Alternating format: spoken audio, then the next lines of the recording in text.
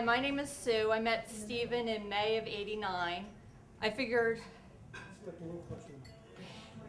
I was a freshman, and I figured he was a senior. He was 6'2", and he had a senior consultant job at the computer center. Turned out that he was a freshman, so we decided to date.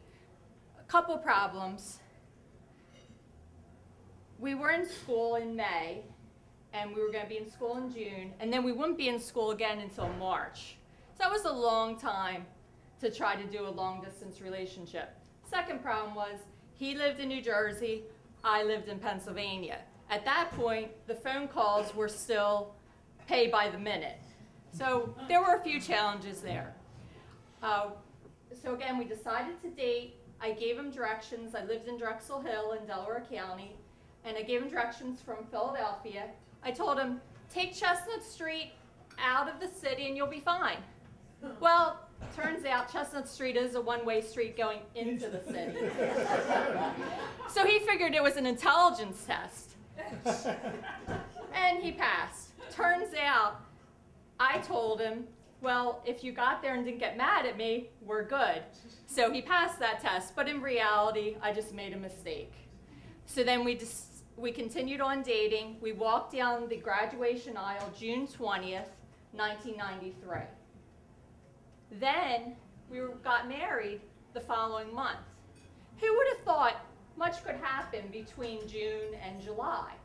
Well, June 23rd, 3 days later, our reception hall burned down.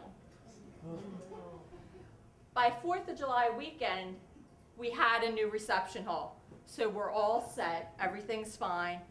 Go to the wedding, everything's beautiful. Heat wave. Who would have thought mid-July they'd actually have a heat wave? Well, our wedding, 80-degree weather, it was perfect. Earlier, my brother decided that it would be a good idea to put the throwaway bouquet in the back of the limo, so nothing would happen to it. So we went ahead with the pictures outside, everything was great. We were at the reception, and my brother-in-law is sitting next to me. He says, so are you going to do all the normal wedding traditions at the reception? I go, yeah, as long as my garter's still on. That throwaway bouquet is still in the back of the limo.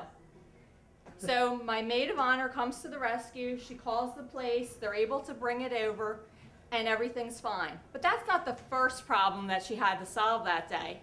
We got into the reception hall, and my cake topper wasn't on the cake. So again, she was able to locate it. They put it on the cake. But there's another story with the cake topper. My parents had a cake topper that they left in the china cabinet.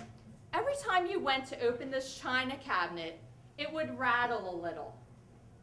So the bride and groom would sort of fall down.